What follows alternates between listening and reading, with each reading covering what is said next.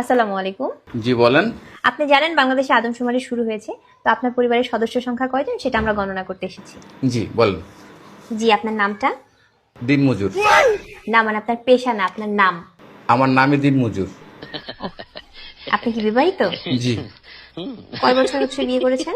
1 বছর। আপনার কি বাচ্চা আছে? জি 2 জন। মানে আমি 2 বিয়ে করেছি। ও আচ্ছা। আপনার স্ত্রীর নাম? ছোট জন না বড় জন? বড়জন? কেয়ামত। কিয়ামত। আর ছোটজন? তুফান। ও তুফান। আপনার সন্তানের নাম?